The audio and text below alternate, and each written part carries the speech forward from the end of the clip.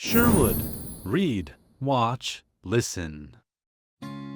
The Tale of Samuel Whiskers by Beatrix Potter. Once upon a time, there was an old cat called Mrs. Tabitha Twitchit, who was an anxious parent. She used to lose her kittens continually, and whenever they were lost, they were always in mischief. On baking day, she determined to shut them up in a cupboard. She caught Moppet and Mittens, but she could not find Tom. Mrs. Tabitha went up and down all over the house, mewing for Tom Kitten. She looked in the pantry under the staircase, and she searched the best spare bedroom that was all covered up with dust sheets. She went right upstairs and looked into the attics, but she could not find him anywhere.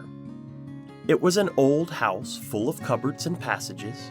Some of the walls were 4 feet thick, and there used to be queer noises inside them, as if there might be a little secret staircase. Certainly, there were odd little jagged doorways in the wainscot, and things disappeared at night, especially cheese and bacon. Mrs. Tabitha became more and more distracted. She mewed dreadfully. While their mother was searching the house, Moppet and Mittens had gotten to mischief. The cupboard door was not locked, so they pushed it open and came out. They went straight to the dough, which was set to rise in a pan before the fire. They patted it with their soft little paws. "Shall we make dear little muffins?" said Mittens to Moppet. But just at that moment, somebody knocked on the front door, and Moppet jumped into the flour barrel in a fright. Mittens ran away to the dairy and hid in an empty jar on the stone shelf where the milk pans stand. The visitor was a neighbor, Mrs. Ribby. She had called to borrow some yeast. Mrs. Tabitha came downstairs mewing dreadfully. "Come in, Cousin Ribby, come in, and sit ye down. I'm in sad trouble, Cousin Ribby," said Tabitha, shedding tears. "I've lost my dear son Thomas. I'm afraid the rats have got him." She wiped her eyes with her apron. "He's a bad kitten, Cousin Tabitha. He made a cat's cradle of my best bonnet the last time I came to tea." "Where have you looked for him?" "All over the house. The rats are too many for me." "What a thing it is to have an unruly family," said Mrs. Tabitha Twitchit. "I'm not afraid of rats. I will help you find him, and whip him, too." "What is all that soot in the fender?" The chimney wants sweeping." Oh dear me, Cousin Ribby. Now Moppet and Mittens are gone. They have both got out of the cupboard." Ribby and Tabitha set to work to search the house thoroughly again. They poked under the beds with Ribby's umbrella, and they rummaged in the cupboards. They even fetched a candle and looked inside a clothes chest in one of the attics. They could not find anything. But once they heard a door bang, and someone scuttered downstairs. "Yes, it is infested with rats," said Tabitha tearfully. "I caught 7 young ones out of one hole in the back kitchen, and we had them for dinner last Saturday. And once I saw the old father rat, an enormous old rat, Cousin Ribby. I was just going to jump on him when he showed his yellow teeth at me and whisked down the hole." "The rats get upon my nerves, Cousin Ribby," said Tabitha. Ribby and Tabitha searched and searched. They both heard a curious roly-poly noise under the attic floor, but there was nothing to be seen. They returned to the kitchen. "Here's one of your kittens at last," said Ribby, dragging Moppet out of the flour barrel. They shook the flour off her and set her down on the kitchen floor. She seemed to be in a terrible fright. "Oh, Mother, Mother," said Moppet, "there's an old woman rat in the kitchen, and she's stolen some of the dough." The 2 cats ran to look at the dough pan. Sure enough, there were marks of little scratching fingers, and a lump of dough was gone. "Which way did she go, Moppet?" but Moppet had been much too frightened to peep out of the barrel again. Ribby and Tabitha took her with them to keep her safely in sight, while they went on with their search. They went into the dairy. The first thing they found was Mittens, hiding in an empty jar. They tipped up the jar, and she scrambled out. "Oh, Mother, Mother," said Mittens. "Oh, Mother, Mother, there has been an old man rat in the dairy. A dreadful, 'normous big rat, Mother, and he's stolen a pat of butter and the rolling pin." Ribby and Tabitha looked at one another. A rolling pin and butter? "Oh, my poor son Thomas!" exclaimed Tabitha, wringing her paws. "A rolling pin?" said Ribby. "Did we not hear a roly-poly noise in the attic when we were looking into that chest?" Ribby and Tabitha rushed upstairs again. Sure enough, the roly-poly noise was still going on quite distinctly under the attic floor. "This is serious, Cousin Tabitha," said Ribby. "We must send for John Joyner at once, with a saw." Now this is what had been happening to Tom Kitten, and it shows how very unwise it is to go up a chimney in a very old house, where a person does not know his way, and where there are enormous rats. Tom Kitten did not want to be shut up in a cupboard. When he saw that his mother was going to bake, he determined to hide. He looked about for a nice, convenient place, and he fixed upon the chimney. The fire had only just been lighted, and it was not hot, but there was a white, choky smoke from the green sticks. Tom Kitten got upon the fender and looked up. It was a big, old-fashioned fireplace. The chimney itself was wide enough inside for a man to stand up and walk about, so there was plenty of room for a little tomcat. He jumped right up into the fireplace, balancing himself upon the iron bar where the kettle hangs. Tom Kitten took another big jump off the bar and landed on a ledge high up inside the chimney, knocking down some soot into the fender. Tom Kitten coughed and choked with the smoke, and he could hear the sticks beginning to crackle and burn in the fireplace down below. He made up his mind to climb right to the top and get out on the slates and try to catch sparrows. "I cannot go back. If I slipped, I might fall in the fire and singe my beautiful tail and my little blue jacket." The chimney was a very big, old-fashioned one. It was built in the days when people burnt logs of wood upon the hearth. The chimney stack stood up above the roof like a little stone tower, and the daylight shone down from the top, under the slanting slates that kept out the rain. Tom Kitten was getting very frightened. He climbed up and up and up. Then he waded sideways through inches of soot. He was like a little sweep himself. It was most confusing in the dark. One flue seemed to lead into another. There was less smoke, but Tom Kitten felt quite lost.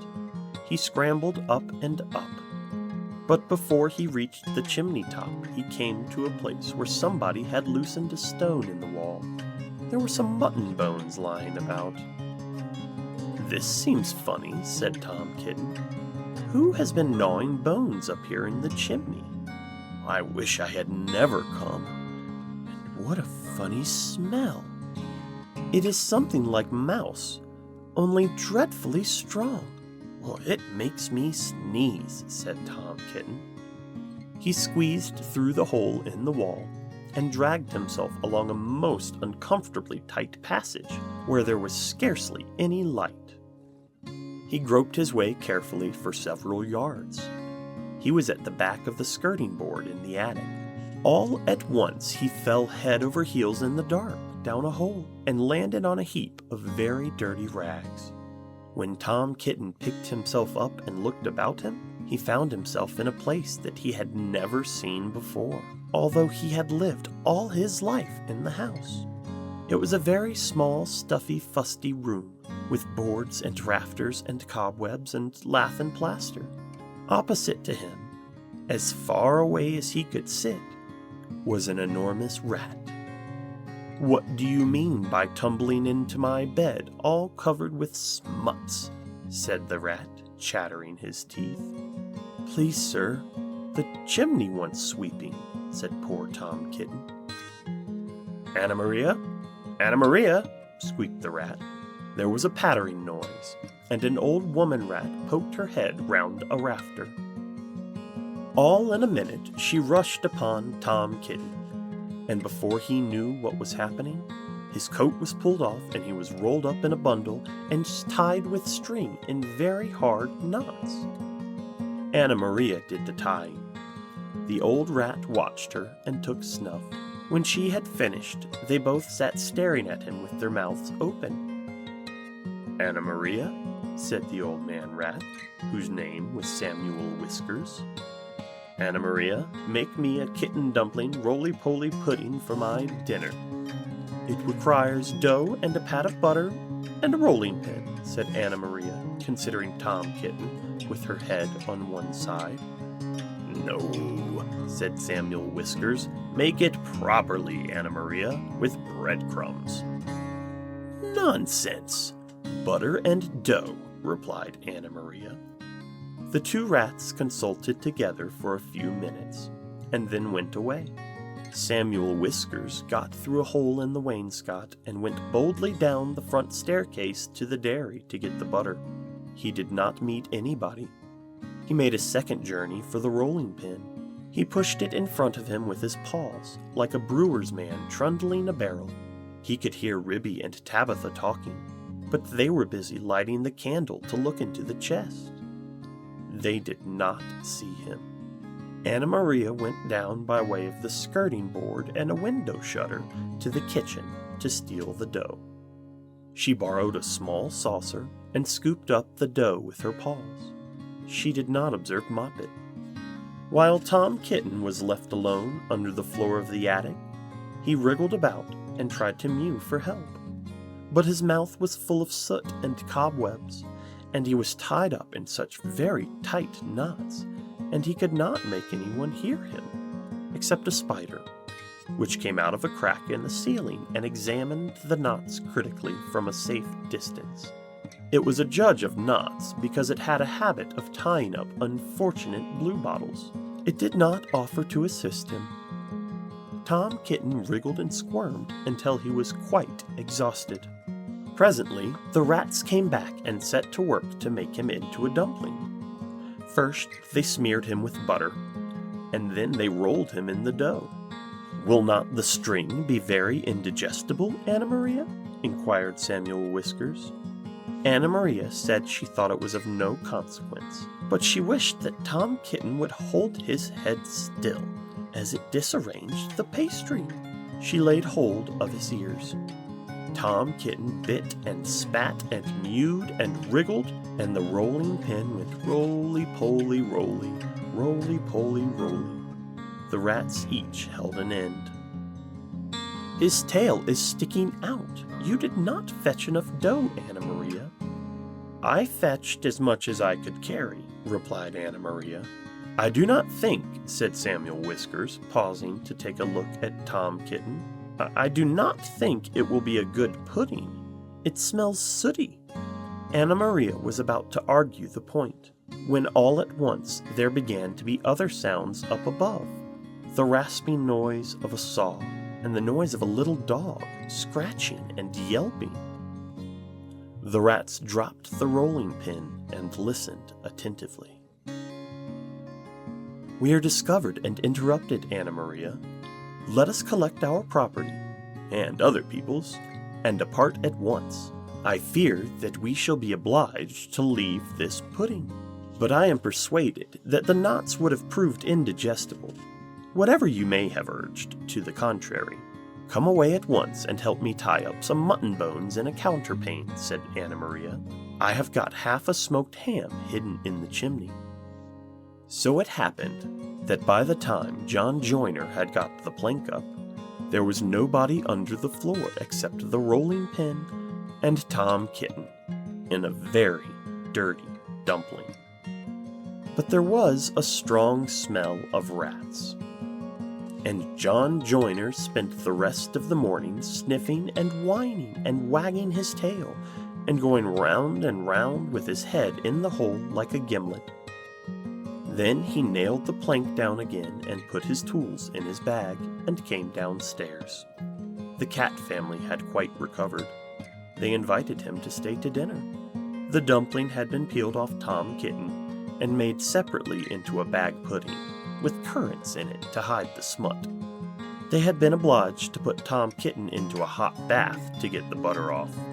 John Joyner smelt the pudding, but he regretted that he had not time to stay to dinner, because he had just finished making a wheelbarrow for Miss Potter, and she had ordered 2 hen coops. And when I was going to the post late in the afternoon, I looked up the lane from the corner, and I saw Mr. Samuel Whiskers and his wife on the run, with big bundles on a little wheelbarrow, which looked very like mine.